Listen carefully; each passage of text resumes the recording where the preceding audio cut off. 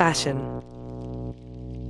Behind the beautiful advertising, the catwalk glamour, and the billion-dollar business lies a world that those inside the industry do not want you to see, and definitely don't want you to talk about.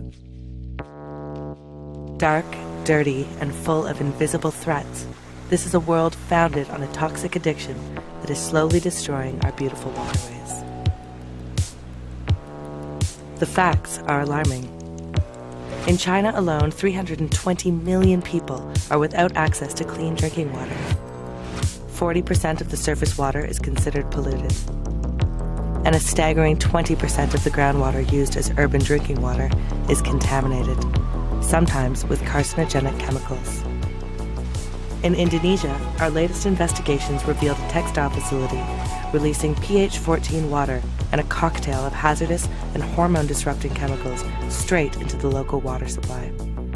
And this is just the tip of the iceberg. Just one of thousands of factories in Indonesia and around the world that are treating our public waterways like private sewers. And the problem runs deeper than that. The clothes we buy in Europe, North America, Asia, and elsewhere are all part of a global chain of toxic pollution.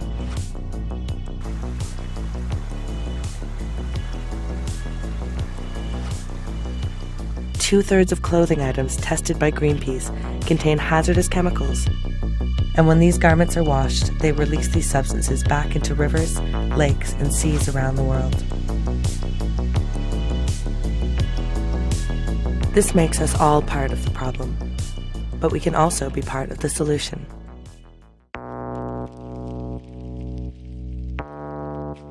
Around the world, activists, fashionistas, designers, bloggers, and models are joining together as part of the global detox campaign, united behind a common belief that beautiful fashion shouldn't cost the earth. Over 500,000 people have taken action challenging big brands including Zara, Levi's, and Victoria's Secret to take responsibility for their toxic footprint and eliminate all hazardous chemicals from their supply chains and products. And these major corporations are listening. From luxury houses like Valentino to fast fashion retailers including H&M, big brands are paying attention to the global call for toxic-free fashion. These brands are now beginning to substitute out the worst chemicals.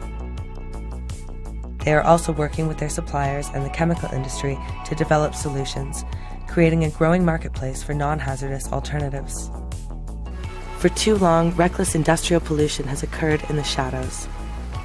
By shining a light on the situation, we can accelerate the changes that are taking place.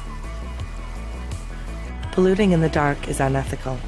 Polluting in the full glare of the media spotlight is a PR disaster. There is still a long way to go, but our successes so far prove that when we join together, change is possible. Our message is clear. Those brands and suppliers that are transparent about their progress and that take credible and authentic action have an opportunity to win people's trust and loyalty. Those that choose to bury their heads in the sand or try to greenwash their way out of the situation face a more uncertain future. It is becoming easier than ever to spot these toxic villains and greenwashers, to share this information within our networks, and influence brand decisions for the better. The world is watching. It's time to detox.